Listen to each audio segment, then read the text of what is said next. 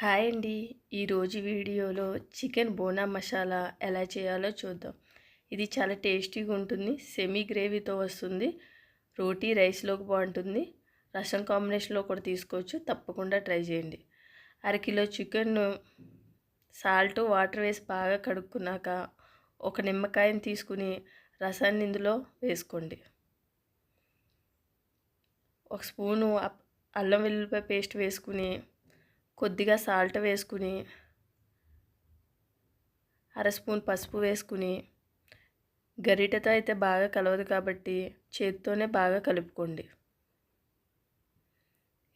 ఈ విధంగా బాగా కలుపుకున్నాక ఒక గంట మ్యాగ్నేట్ చేసుకోవాలండి. ముందే టైం లేకపోతే అరగంట అయినా పక్కన పెట్టుకోండి. స్టవ్ వెలిగించుకుని ఒక ఫ్రై ప్యాన్ పెట్టుకుని ప్యాన్ బాగా వేడెక్కినాక సిమ్లో పెట్టుకోండి. 2 స్పూన్ల ధనియాలు, 1 స్పూన్ జీలకర్ర, 1 స్పూన్ సోంపు వేసుకోవాలి. సోంపు ఇష్టం లేకపోతే వేసుకోకపోయినా పర్లేదు, కానీ టేస్ట్ బాగుంటుంది. 1 స్పూను కసూరి మేతి కూడా వేసుకుని ఒకసారి కలుపుకోండి. ఇవి కొంచెం వేగినాక చిన్న దాల్చిన చెక్క, 4 లవంగాలు, అర స్పూన్ మిరియాలు,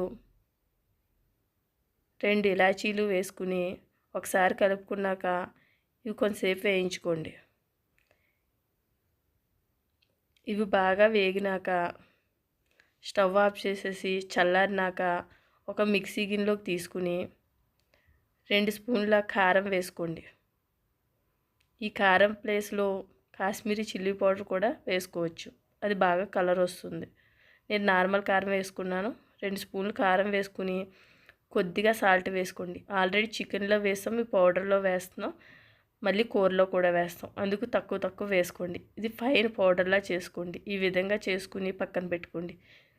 స్టవ్ వెలిగించుకుని అదే ప్యాన్ పెట్టుకుని ప్యాన్ బాగా వేడెక్కినాక సిమ్లో పెట్టుకోండి. ఒక 5 స్పూన్ల వరకు ఆయిల్ వేసుకోండి. కొద్దిగా ఎక్కువ ఆయిలే పడుతుంది. 6 ఎల్లుల్లిపాయ రేకులు పొట్టి తీసి చిన్న ముక్కలుగా కట్ చేసి వేసుకుని, చిన్న అల్లం ముక్క కూడా చిన్న ముక్కలుగా కట్ చేసి వేసుకుని కొంచెం వేగినాక ఒక పచ్చిమిర్చి, 2 మీడియం సైజు ఉల్లిపాయలు వీలైనంత చిన్న ముక్కలుగా కట్ చేసుకుని కొద్దిగా సాల్ట్ వేసుకుని ఒకసారి కలుపుకోండి. ఇవి కొంచెం బాగా వేగనివ్వండి, అంటే కొంచెం గోల్డెన్ కలర్ వచ్చే వరకు. ఇవి బాగా ఈ విధంగా వేగినాక 2 మీడియం సైజు టమాటాలు కూడా వీలైనంత చిన్న ముక్కలుగా కట్ చేసుకుని ఇందులో వేసుకుని ఒకసారి కలుపుకోండి. టమాటాలు బాగా మగ్గించే వరకు బాగా వేయించుకున్నాక ఈ విధంగా ఇందులో పెరుగు వేసుకోవాలండి. పెరుగును బాగా స్పూన్తో తిప్పితే క్రీమ్లా తయారవుతుంది. చిన్న టీ గ్లాసు పెరుగు వేసుకోండి. అరకిలో చికెన్కి చిన్న టీ గ్లాస్ పెరుగు సరిపోతుంది. పూర్తిగా సిమ్లో పెట్టేసి ఒక 5 నిమిషాల పాటు బాగా కలుపుకోండి.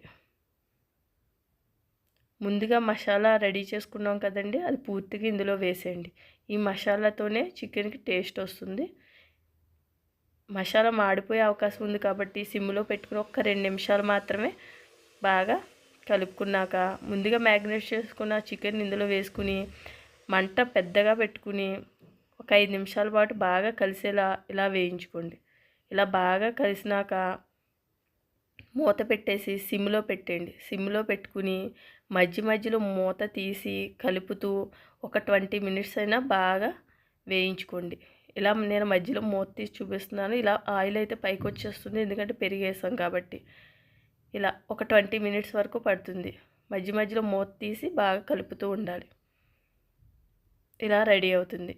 ఇప్పుడు కొత్తిమీర చల్లుకుంటే సరిపోతుంది.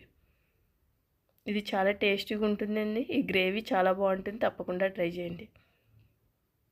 ఈ వీడియో మీకు నచ్చినట్లయితే లైక్ తప్పకుండా చేయండి, సబ్స్క్రైబ్ చేసుకోండి.